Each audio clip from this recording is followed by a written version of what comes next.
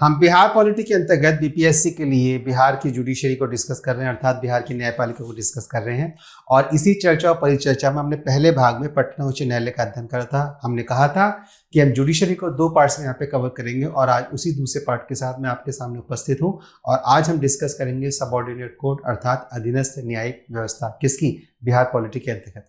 नमस्कार, मैं चंद्रशेखर स्वागत करता हूँ चैनल के इस प्लेटफॉर्म पर। हम यूपीएससी और बीपीएससी के लिए, यूपीपीसीएस और बीपीएससी के लिए यहाँ पे सीरीज का लगातार क्रियान्वयन कर रहे हैं। आशा करता हूँ सीरीज के माध्यम से आपको कुछ ना कुछ तो ज्ञान का लाभ अवश्य हो रहा होगा। यदि ज्ञान का लाभ हो रहा है तो चैनल को सब्सक्राइब कर लीजिएगा, वीडियोस को लाइक कर लीजिएगा, और ज्ञान का लाभ हो रहा है तो फिर इसको साझा अर्थात शेयर करना प्रारंभ करिएगा। अधीनस्थ न्यायालय की बात कर रहे थे, तो अधीनस्थ न्यायालय में आइए इसकी चर्चा, परिचर्चा और अध्ययन प्रारंभ करते हैं। एक सेकंड, अध्ययन चर्चा प्रारंभ करते हैं। ये अपना बिहार का पॉलिटिकल मैप है जिसका अध्ययन हम कई बार कर चुके हैं। इसका हम भौगोलिक अध्ययन भी कर चुके हैं, इसका राजनीतिक अध्ययन भी कर चुके हैं। हमने पता कहा था बिहार की सीमा किस किस राज्य के साथ और कौन सी अंतर्राष्ट्रीय सीमा बिहार के पास रहती है। इस पॉलिटिकल मैपिंग के साथ जब आगे बढ़ते हैं तो हम बात करेंगे जिला न्यायाधीश योग्यता की। अगर आपने बिहार जुडिशरी का पहला पोर्शन नहीं देखा है, पहला पार्ट नहीं देखा है, तो मेरा निवेदन आपसे यह रहेगा या इंस्ट्रक्शंस ये रहेंगे कि पहले उसका अध्ययन कर लीजिए, नहीं तो समझने में समस्या आने वाली है। और जब समझने में समस्या आने वाली है तो सफलता और असफलता के बीच में बहुत थोड़े से नंबर का ही अंतर होता है। अब आप देखिए कि आप सफलता की श्रेणी में खड़े होना चाहते हैं या सफलता की श्रेणी में नहीं खड़े होना चाहते हैं। मैं सफलता शब्द यहाँ पे प्रयोग में नहीं ले रहा हूँ। तो जिला न्यायाधीश योग्यता अनुच्छेद 233 के अंतर्गत हमने अनुच्छेद 214 देखा, 215 देखा, 216 देखा, 217 देखा, अब और 231 देखा। अब हम अनुच्छेद 233 देख रहे हैं। अनुच्छेद 233 क्या कहता है? तो अनुच्छेद 233 बात करेगा जिला न्यायाधीश की योग्यता के विषय में। नियुक्ति किसके द्वारा? राज्यपाल के द्वारा उच्च न्यायालय से परामर्श करने के पश्चात होगी। तो नियुक्ति राज्यपाल के द्वारा होगी, उच्च न्यायालय के न्यायाधीश से परामर्श करने के पश्चात होगी। केंद्र सरकार और राज्य सरकार के अधीन कार्यरत ना हो। पहली योग्यता यह है कि वो केंद्र सरकार राज्य सरकार के अधीन कार्यरत नहीं होना चाहिए। और क्या योग्यता हो सकती है? नियुक्ति की अनुशंसा उच्च न्यायालय हाईकोर्ट के द्वारा की जानी चाहिए, ये दूसरी योग्यता हो जाती है। और कम से कम 7 वर्षों के लिए अधिवक्ता या प्लीडर के रूप में वह कार्य कर चुके हों। अगर ये सारी योग्यता उनके पास है तो कोई भी व्यक्ति फिर अपने आप में जिला न्यायाधीश नियुक्त होने की श्रेणी में आ जाता है। आप देख लेते हैं इसको। तो नियुक्ति राज्यपाल के द्वारा हो गई। हमने ये भी कहा था कि जो हाई कोर्ट के जजेस हैं उनकी नियुक्ति किसके द्वारा होगी? तो उनकी नियुक्ति राष्ट्रपति के द्वारा होगी, लेकिन शपथ राज्यपाल दिलवाएंगे, त्यागपत्र भी राष्ट्रपति को जाएगा। जब जिला डिस्ट्रिक्ट कोर्ट के विषय में बात आएगी तब नियुक्ति राज्यपाल के द्वारा होगी। जब नियुक्ति राज्यपाल के द्वारा होगी तो उच्च न्यायालय से परामर्श करने के पश्चात होगी। सीधी सी बात यह है कि इसको हम यहाँ से कनेक्ट कर देते हैं और नियुक्ति की अनुशंसा उच्च न्यायालय हाईकोर्ट के द्वारा की जानी चाहिए, यही परामर्श है। तो इसी परामर्श के अंतर्गत जब राज्य का उच्च न्यायालय अनुशंसा कर देते हैं कि हाँ पर्सन ए की या आपकी, मान लीजिए आपका नाम कुछ भी है, कि इनकी नियुक्ति जिला जज के रूप में की जानी चाहिए या कर देनी चाहिए, तो फिर राज्यपाल आपकी नियुक्ति करेंगे। तो यहाँ से यहाँ आएगा और यहाँ से ये यहाँ चला जाएगा। केंद्र सरकार के द्वारा जब नियुक्ति होगी, अनुशंसा होगी, तो फिर ये 2 योग्यताएं देखी जाती है। पहली योग्यता क्या है? तो पहली योग्यता ये है कि केंद्र सरकार या राज्य सरकार के अधीन आप कार्यरत ना हो। और दूसरी योग्यता ये है कम से कम 7 वर्षों के लिए अधिवक्ता प्लीडर के रूप में आप कार्य कर चुके हैं। और एक महत्वपूर्ण योग्यता ये आ जाती है कि आप भारत के नागरिक तो होने ही चाहिए। नागरिक तो होने ही चाहिए। क्या होने चाहिए? आप भारत के नागरिक।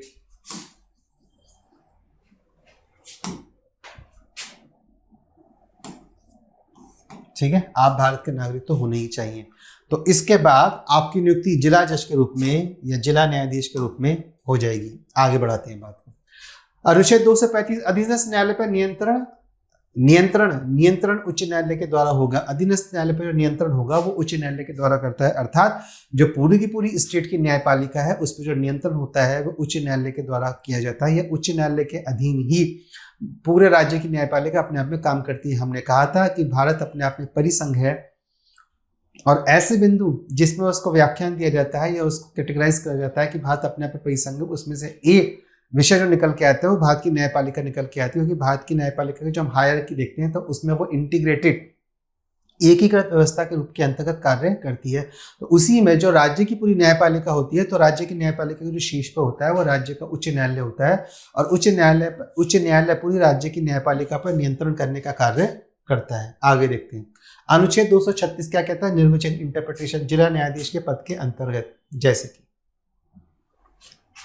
निर्वचन इंटरप्रिटेशन। अब ये इंटरप्रिटेशन क्या हो रही है, तो नगर सिविल न्यायालय के न्यायाधीश, अपर जिला न्यायाधीश, लघुवाद न्यायालय इत्यादि के जितने भी न्यायाधीश हैं वो किसके अंतर्गत आते हैं, जिला न्यायाधीश के पद के अंतर्गत यहाँ पर अपने आप में आते हैं। ये इंपॉर्टेंट पॉइंट है क्योंकि पूछ लिया जाएगा कि जिला न्यायाधीश की संज्ञा के अंतर्गत या उसकी परिधि और व्याख्या के अंतर्गत कौन कौन से न्यायाधीश यहाँ पर आते हैं। तो अपर नगर सिविल न्यायालय के न्यायाधीश, अपर जिला न्यायाधीश, लघुवाद न्यायालय के न्यायाधीश इत्यादि जो भी हैं वो इसके अंतर्गत आते हैं।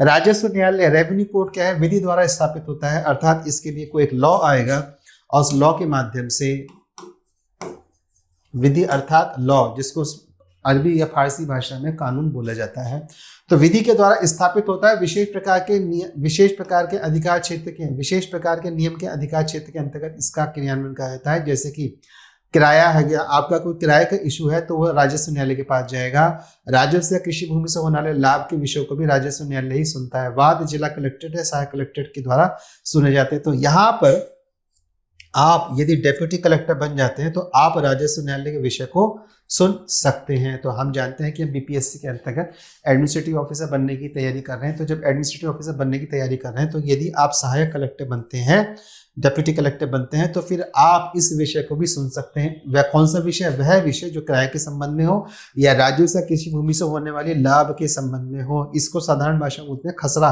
तो खसरा के विषय के संबंध में जो विषय होते हैं वो सारे के सारे आप भी यहाँ सुन सकते हैं।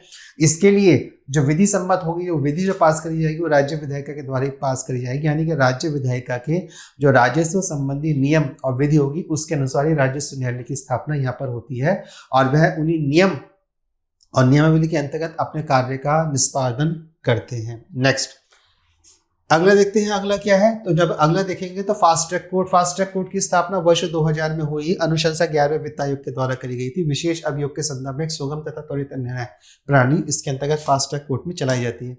तो कई बार ऐसा होता है कुछ विषय हम लोगों के सामने आते हैं, जब विषय हम लोगों के सामने आते हैं तो वहां से जो भी प्रताड़ित व्यक्ति होता है वो कहता है कि ये विषय फास्ट ट्रैक कोर्ट में चलाया जाए, या कुछ समाज सेवी संगठन होते हैं वो कहते हैं कि इस अभियोग का जो प्रभाव है वह व्यापक है और प्रसारित है, इसलिए समाज पर इसका व्यापक प्रभाव पड़ने वाला है। तो अगर इस अभियोग के निर्णय में देरी करी जाती है तो यह समाज पर नकारात्मक प्रभाव डालेगा। जो दोषी हैं उनको तुरंत दंड अभियोग में पंजीकृत करवाने के लिए फास्ट ट्रैक कोर्ट के अंतर्गत यह अभियोग चलाना चाहिए।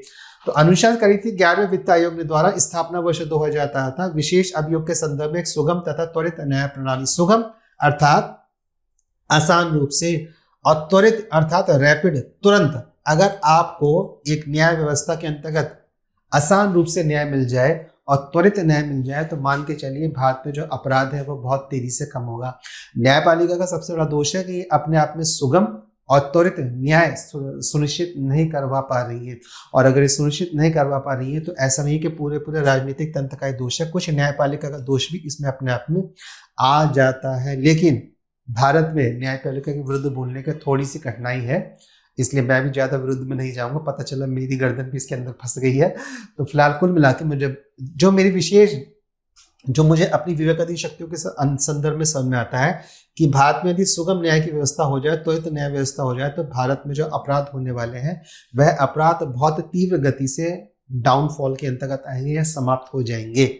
उद्देश्य, क्योंकि जो आपराधिक मानसिकता का व्यक्ति वो समझ जाएगा कि अब मुझे तेजी से दंड मिलने की जो व्यवस्था है वह सुचारू रूप से चल पड़ी है। और दूसरा, जो प्रताड़ित है, जो एक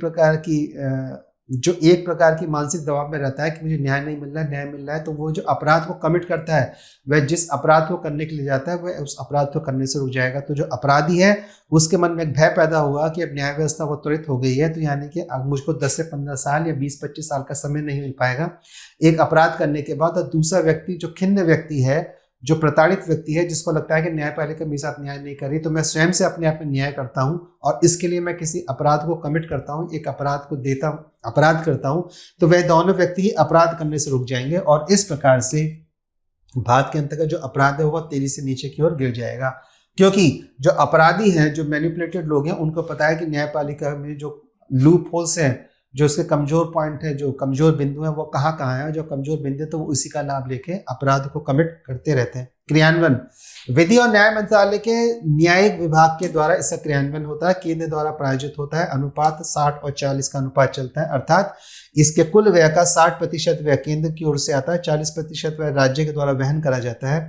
अगर कोई राज्य विशेष दर्जा प्राप्त राज्य है तो वहन केंद्र सरकार के द्वारा 90% हो जाएगा और उस राज्य के द्वारा 10% हो जाएगा। बिहार में लगातार विशेष राज्य के दर्जे की मांग उठती रहती है और चूंकि अब विधानसभा के चुनाव बिहार में आ रहे हैं तो फिर से विशेष राज्य के दर्जे की मांग लगातार उठ रही है।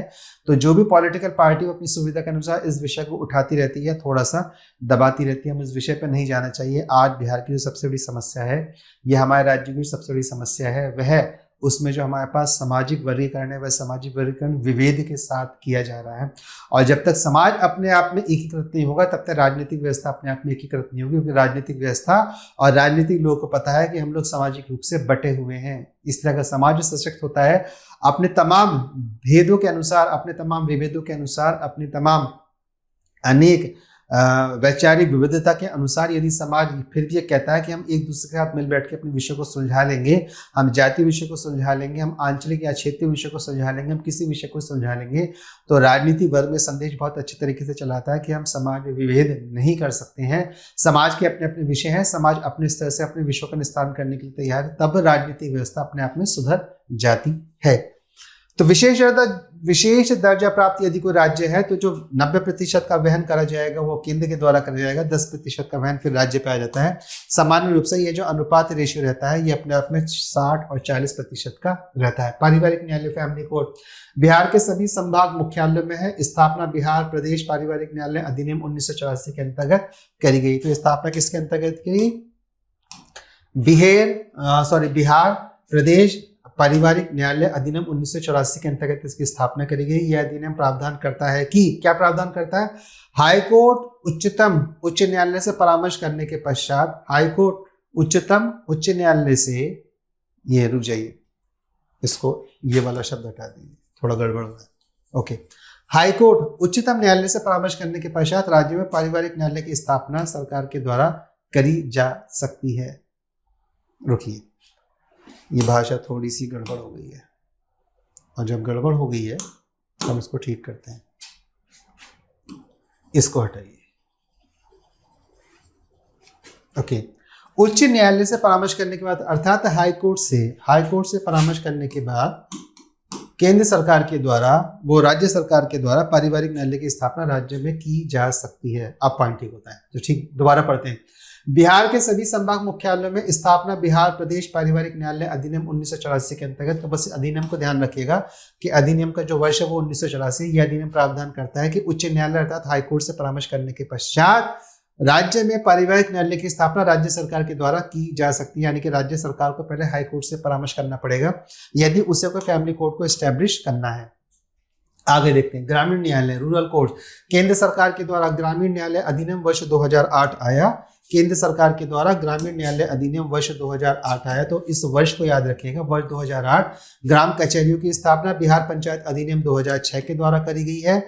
यह अधिनियम प्रावधान करता है कि पंचायत के स्तर पर, किसके स्तर पे? पंचायत के स्तर पर ग्रामीण न्यायालय का राज्य सरकार उच्च न्यायालय से परामर्श करने के पश्चात उसकी स्थापना के लिए उत्तरदायी होगी। यहाँ पे ठीक वही प्रोविजन है जो कि पारिवारिक न्यायालय के संबंध में हमको मिला था और उसमें भी ये कहा गया था कि जो राज्य सरकार है वह इसकी स्थापना करने के लिए उत्तरदायी है, लेकिन स्थापना करने से पूर्व उसको राज्य के उच्च न्यायालय से परामर्श करना होगा। राज्य के उच्च न्यायालय से परामर्श क्यों करेगी? क्योंकि संविधान प्रावधान करता है कि जो राज्य का उच्च न्यायालय होगा प्रदेश की समस्त न्यायिक व्यवस्था को अपने नियंत्रण के अनुसार कार्य करता है, तो वो उसको नियंत्रण रखता है। जब नियंत्रण रखता है तो चूंकि आप राज्य न्यायिक व्यवस्था में कुछ परिवर्तन करने जा रहे हैं, तो जब परिवर्तन करने आएंगे तो जो शीर्ष पर नियंत्रण करता हुआ संस्थान है या इंस्टीट्यूशन है उससे आपको कंसल्ट करना पड़ेगा। इसलिए राज्य सरकार भी संबंधित हाई कोर्ट से कंसल्ट करेगी और कंसल्ट करने के पश्चात इनकी स्थापना करेगी।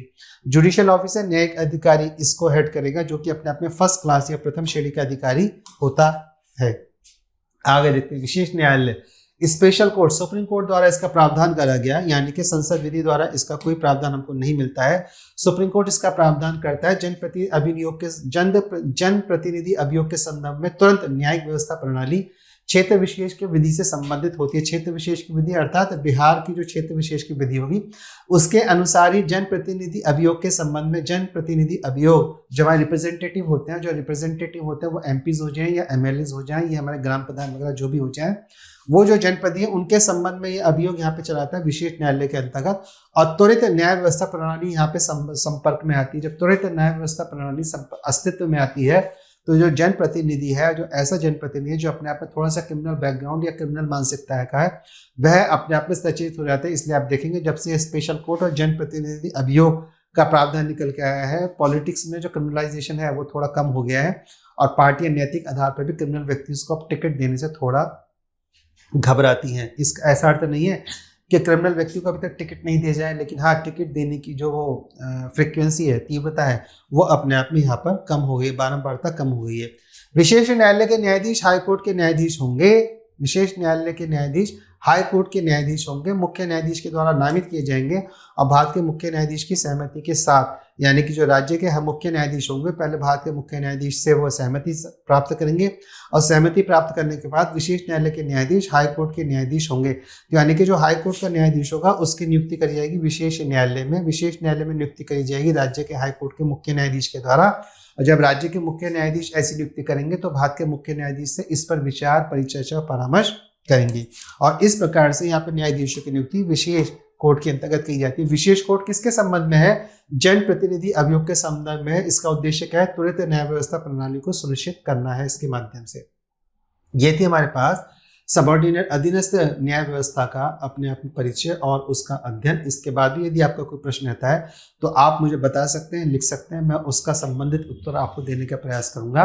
चैनल को सब्सक्राइब कर लीजिएगा, वीडियोस को लाइक कर लीजिएगा। यदि ज्ञान का वर्णन हो रहा है तो इसको शेयर करना, साझा भी अधिक से अधिक करिएगा। यही वास्तव में मेरी गुरुदक्षिणा होगी। मिलता हूँ अगले लेक्चर में, जहाँ पर अब हम बिहार की पंचायती राज व्यवस्था का अध्ययन प्रारंभ करते हैं। तब तक के लिए जय हिंद और वंदे मातरम।